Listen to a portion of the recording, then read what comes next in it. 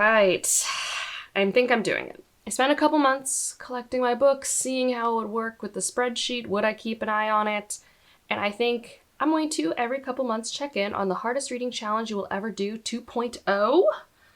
It is very fun. I'm going to post the original creators down below, and she has the announcement video, the live FAQ Q&A sort of thing. I'm also going to link down below Fresh Reread Books because she has been the motivation for all my reading challenges this year.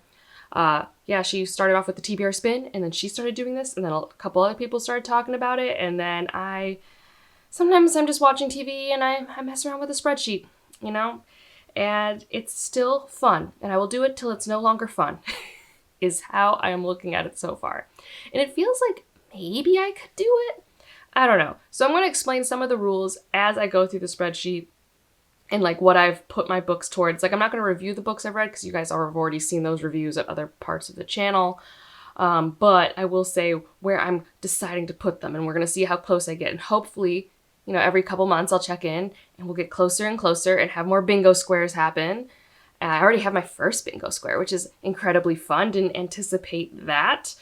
And so yeah, let's get into it. Let me share a screen.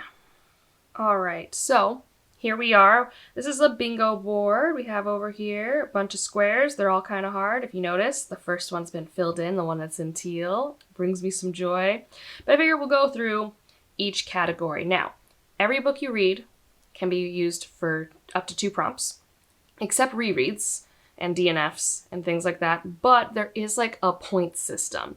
And in that point system, I have unlocked 1 reread so far. And I'm probably going to do another one as well. But in general, this is meant to be a challenge for new reads. So let us go first to By the Hundreds. So the point of this one is to read books that are in different groups of page length. So I have gotten 3 in this section so far, mainly because like it was really hard setting this up because I was just like, I don't want to put things in the easy categories too soon and then miss out on the hard categories, but I really can't wait to like sort 100 books in like 7 months, right? Like that's not reasonable. And so here we have The Last White Man, which I talked about in my most previous Friday reads. That is less than 200 pages, so it's in the 100s. I do have some things for the 200s. Like if you look down here, I have like some things here, but I ended up using all 3 of these for other categories, but I'm sure I'll read some other novellas eventually. Here we have nothing for 300 yet, although I have some, but this one feels like it's going to be the easiest, so I'm kind of just like holding off on that. I really couldn't find another category besides like the first one we'll talk about later on for the Curse of Chalion, so I put this one here, and actually this was the first book I read in July, so it's the first book in the challenge. And then The Devils by Joe Abercrombie in the 500s. We will see what will fill these coveted slots. It'll be a time. But that's the whole By the Hundreds, is you read a book per that. I have not done the 24-hour readathon. I don't know when I'm going to do this. But the point of this is to basically, from when you wake up to when you go to sleep, read as much as you can. And so, yeah, that's the whole point of it. It's just doing it. I don't think you have to finish a book or anything like that. But if you read a book, it goes towards this square, like even if you didn't finish it. So eventually, one day, I'll be like, okay, this Saturday, I am going to just read all day. But I don't usually have that much free time, so I need to figure that out. This is the one I've actually finished. So subgenres of choice. So you pick a genre. I picked science fiction. And unfortunately, I forgot to put covers for this one, so I'm sorry it's not as pretty as some of the other ones. This is like back with my early planning. And so I just realized I had already read so many subgenres of sci-fi since starting this list. So I had romance. This didn't have a drop down for mystery, and so I just put crime here. Horror, dystopian, space opera, and thriller, or I wanted to put like hard sci-fi, but that also wasn't part of it, the spreadsheet. But I know in the spirit of it, I've accomplished this situation. And so my romance was I Got Abducted by Aliens, and now I'm trapped in a rom-com. The mystery was The Potency of Ungovernable Impulses. I got We Are the Crisis for horror. Acceptance, I decided this for dystopian by Jeff Vandermeer. I think it kind of makes sense. Or if they'd had the category weird sci-fi, but I just know it's in its own subgenre, and so I feel like it works either way. Red Scholar's Wake for space opera. And then Tusk of Extinction, like I said, Some people marked it as a thriller. I would have done just like hard sci-fi, or climate sci-fi, but that just like wasn't like a part of the subgenre. Because to the credit of the creator of the spreadsheet, there are like so many subgenres, you know, and like they're doing it for like all genres have subgenres. So I think it was pretty inclusive for what it needed to be. So this was the first one that I accomplished. And I like these spreadsheets because they like give you some spaces to work underneath. So that's the only one I've accomplished so far, but I still feel pretty good about it. All right, series staircase. So this is where I'm using my reread. Now, the tricky part of this is like, it has to be like within the year the challenge starts, which is July 1st until next year, or however you want to do it for yourself. So since then, the only series that like I've started and haven't continued in, because I usually start my series at the start of the year, is The Unbroken. So that's why I'm using my reread for that. So I'll use my another reread for The Faithless, and then I'll have the new one here. I don't know what I'm going to do for 4 or More yet. I've been trying to think about it. I just haven't decided yet. Duology and solo will be easy though. But it's the 4 or More that I'm like, I don't currently have a plan, and I don't know what I'll choose. So that's going to be a development. The other one I'm really close to finishing, I think this is the next one, yes, is award season. Unsurprisingly, because I read like all the award books. The hardest one, let me scroll up here, is, so the way that she set this up is based off an award that basically gives the information for all of these entry points, semifinal, final, winner. Almost all the awards I read mainly just have a long list, a short list, and a winner, which in my head would be semifinalist, finalist, winner. But I saw in the Q&A that anything that was like on the Locust reading list that wasn't in the top 10 could be an entrant. And so I'm pretty sure some of the books that I have on my TBR to read in the future will work for this. There's Remember You Will Die would work for this. And then there's another book that I'm wanting to read that would work for this slot. So I have plans for the entrant. And then the rest of these, you know, you guys have been seeing me read these for months, and they work here, and so I was pretty happy about it. And I finally got the long list for the Hugos, and that's why I put The City in Glass here, because it was on the long list for novel. So moving on, TBR Game Challenge. This is tricky, because I haven't been doing a TBR game, and this is definitely not something I'm going to do in the near future, because I am too slumpy. Right now, I have the simplest project of trying to film a Cat Chooses My TBR vlog for my patrons, and I'm doing it, but I am reading books at a snail's pace. So, and like sometimes they'll pick a book, and I'm like, but I don't want to right now. Like my mood is I don't want to read, which is a problem in itself. So I need to wait till I have a reading mood where it doesn't matter what I'm being assigned. But this is just, you play the game and what you read for that. That's like one of their prompts is in this slot. I thought about if I should use the TBR spin for this, but I've been using a lot of those books for other categories as well. So I don't know. The last 10 years, this one, I have nothing so far. This one is going to kill me. Probably me specifically, because I read books over here.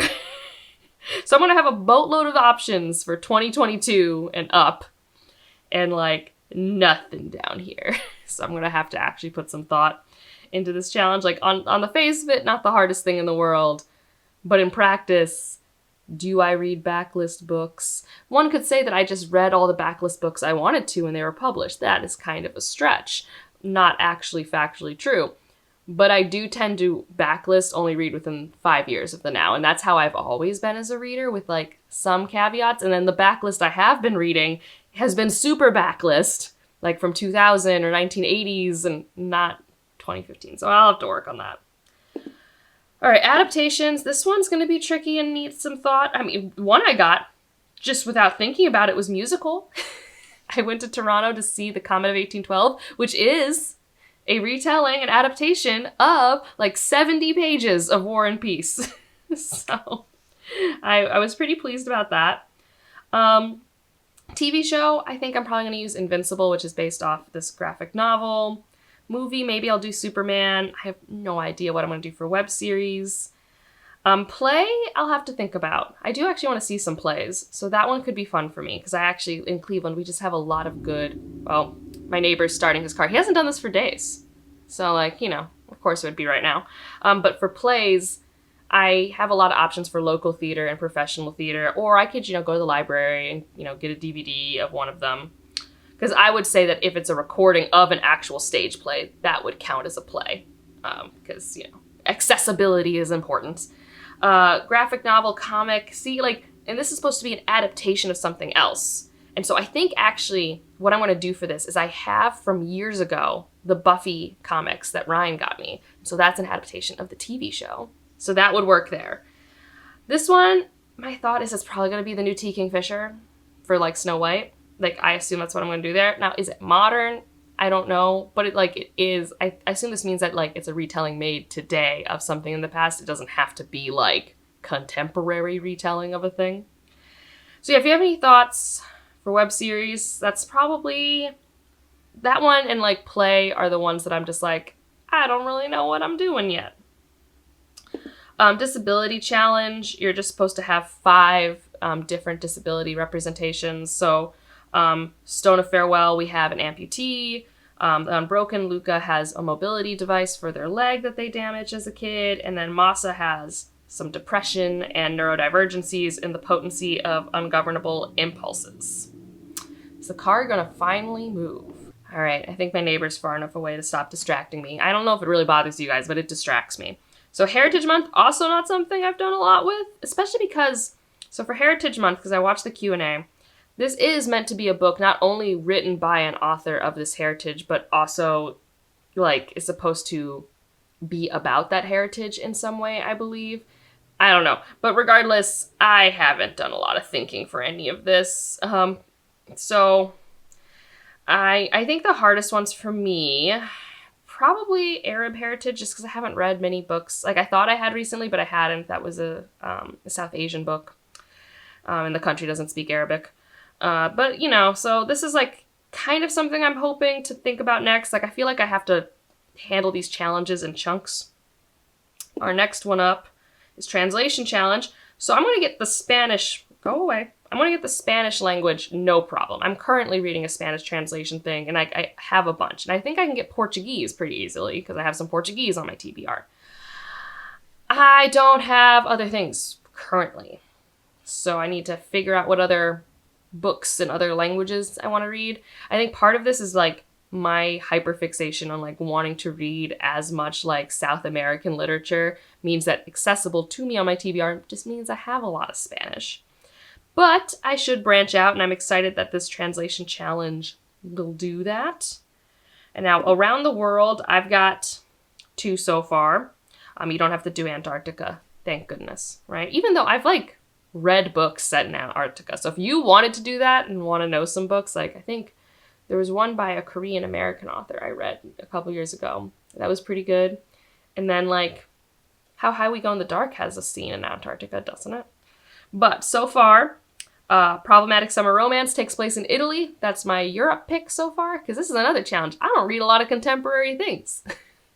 So it either has to be the authors from the place or the book takes place in the place. So for this one, it actually takes place there. And I do think Allie Hazelwood is Italian. I don't know if she's Italian-American or Italian and recently moved to America. Regardless, the book takes place in Italy, and that's fine. And then I read The Last White Man. The author is from Pakistan. So yeah, I don't know where The Last White Man takes place. And I think the whole point is it could take place anywhere. That was the same thing with Exit West.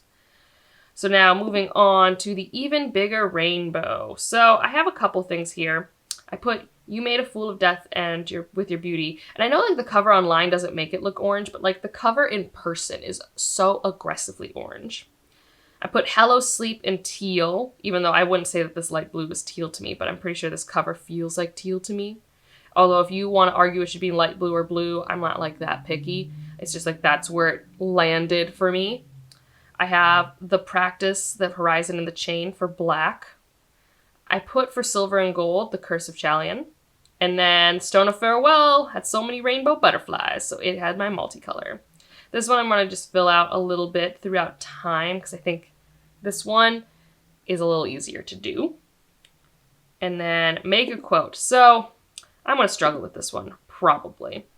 The quote I chose, you can choose any quote, and I chose a lyric because I have always loved lyrics. And if you already know what song this is from, you and I should be best friends. Like, I feel like very few people care about this particular Billy Joel song. But this is on the album Turnstiles, and it's Summer Highland Falls.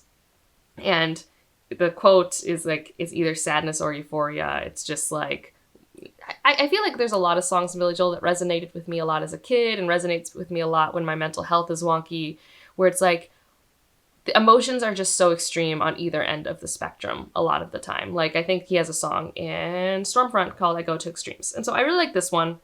And I was hoping, since it's only 5 words, it wouldn't kill me. That said, I still haven't found any. And actually, the hardest one it's going to be is either. Either is not a common word in a book title.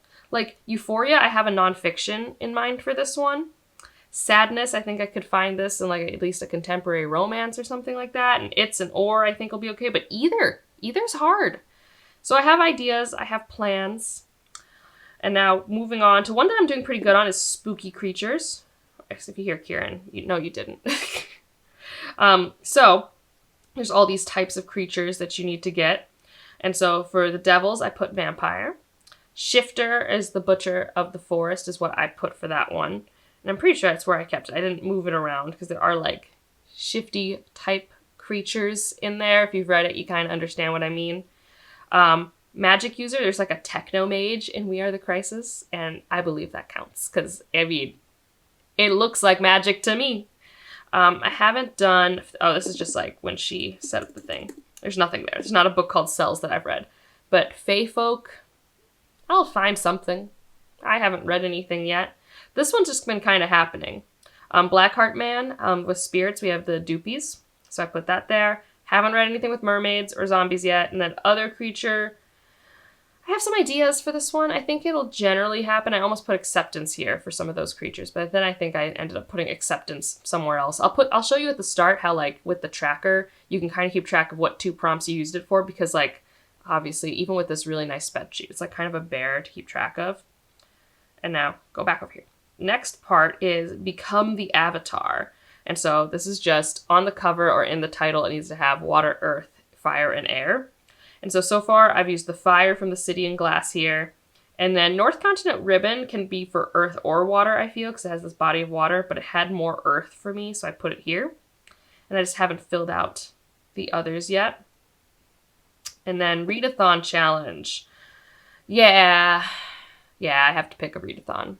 Haven't done these in a very long time. So yeah, I'll figure that out one day. And then animals I'm doing okay with. Yes, this is where I put acceptance instead. Because I put acceptance in subgenre, and then I decided to put it over here. So, for a problematic summer romance, we have a dog, and it's actually plot relevant. So cool. Have not found an exotic pet yet. And again, these are just here because that's what was put here. But I haven't found an exotic... Let me click on you. I feel like a teacher in front of the class right now. Technology, not working. But I haven't found a farm animal or an exotic pet yet. But there was an owl in acceptance. That is plot relevant. And then there is a lion, and I got abducted by aliens, and now I'm trapped in a rom-com. So, doing pretty okay there. I hadn't thought that one would be too bad. Queer alphabet's also going well. So this is just LGBTQ, AI+, and a bunch of categories. So I've put Tio's Darumi here, because there's a gay relationship. Red Scholar's Wake has a lesbian relationship. You Made a Fool of Death with Your Beauty. Both of the love interests are very bisexual.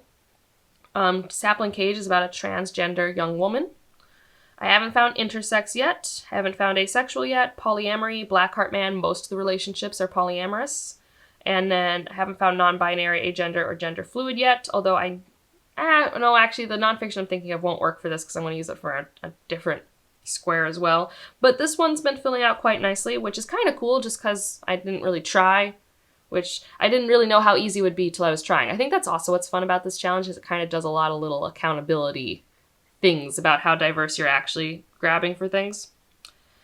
So favorite HRCYED 1 prompt, I am going to do, I believe there's like a read a webcomic thing. I don't remember where it is on this list. Yeah, read a completed webcomic. You know, I've never finished Check Please. I think it's time. So that's easy. Once hockey season's in swing, I'm just going to pull out the iPad and get them done. And so then Over here, BIPOC challenge. I haven't filled this one out yet, mainly because for me, this will be so easy.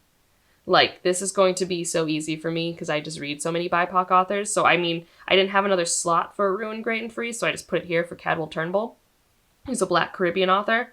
But, like, as I read more that don't fit in other squares, I'm just going to have them go over here. But I do think if I just reallocated, I'd probably already have this one done. Like, for me, this is not a challenge, which is nice. That's nice, right, for me. This one's a really fun one. So this is the new releases challenge, and you need to read a book within 60 days of its release for each of the months. This is the main reason I read The Enchanted Greenhouse. Is that a good reason to read a book? I don't know. But I read The Enchanted Greenhouse for July, I read Tia's Darumi for August, and I read Ruin Great and Free for September. Don't know what October's is going to be yet. Actually, if I scroll down here, I have some, I went through my arcs. Of these three, the ones that are most likely to get read is the new Tasha Suri or the works Vermin. So yeah, I need to find more Novembers in case I don't get to the Burning Queen. But that's like the current thing. And then December, I do have one for December now. I have a short story anthology arc. That was edited by Karen Lord, Malka Older, and Anne Leckie, and maybe Arcady Martine? I can't remember for sure on that one. Don't quote me. Challenge yourself. I haven't picked a challenge for this. And maybe, like, a lot of me right now is kind of trying to find excitement for things in the fall, so maybe I'll revamp and think of it. Tentatively, the challenge I was thinking of is I'm still trying to get all of the countries read for me in South America. So I have a Bolivian author right now. I still haven't read from Peru. So I was thinking of, like, kind of putting something together for that. It's not supposed to be super overlapped with another challenge in this, so it wouldn't be super overlapped with the translation challenge or the Around the World. It would just be my own thing.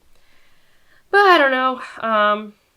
Because again, whatever I choose for that, those books have to go here. So I have to think about it. I don't know. If you have ideas that are fun, let me know.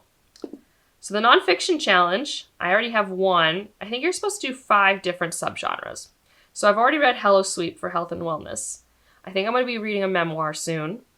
And then there is the transgender book I want to read that I think is called Gender Euphoria. And I don't know what category that would be in because I just don't know nonfiction categories, but I do believe that's different from health and wellness and memoir. I don't think it's a memoir. We'll find out. And if it's a memoir, it's a memoir. And then I can use it for the queer alphabet, so nothing's lost here. But it's good to find motivation to get back into nonfiction because I just haven't in a long time. But I'm also not someone who always used to gravitate to it. It's always something where I've needed accountability. Like, that's just not baked into who I am as a reader. And now Q is the person who runs it and has a recommendation square. And so the one I have done is The Enchanted Greenhouse because they did a mini review. And tentatively, I have plans for maybe Cytonic, because I never finished that series by Brandon Sanderson, and I own all of them. So that was from a full reading vlog. And then for Reddit bingo, I wanted to read The Teller of Small Fortunes for, like, the cozy book by an author you haven't read before. So tentatively, I have some plans there. But that is the whole, like, every square. We've gone through every square. And now I'm going to show you the tracker that kind of shows how I, like, keep track of the fact that, like, yeah, I haven't tripled up. I don't use all of the spreadsheet. Like, I get overwhelmed by spreadsheets. But you can see here how I made sure that I only use them for 2 things around here. And so, yeah, I've read 23 books. That's how I've allocated them. I need to still submit some of the spreadsheets and things like that. Like, I've submitted the subgenre one because I finished that one, and that brought me some joy. So, yeah, I need to submit some other things. And, like, I don't know, try and make sure I mark when I do submit it so I don't forget, because future me is going to have a problem. But let me know, are you going to do this challenge? Does it bring you any joy to do anything like this? I think for me, this is kind of a fun one because a lot of people have been kind of doing it this year. And, you know, like I said, the experiment of, like, okay, just read like normal and kind of think about other books you would want on your TBR for a few months. Is this doable? And it seems like so far it kind of is. You know, it's still a challenge, but it's not insurmountable. Maybe. I'll let you know in a couple months if we're going to keep doing this. If you just want to leave an emoji to let me know you're here, I don't know, leave a rainbow. There were lots of fun rainbows in this. And otherwise, like if you liked it, subscribe if you want to, and I'll see you in the next one. Bye.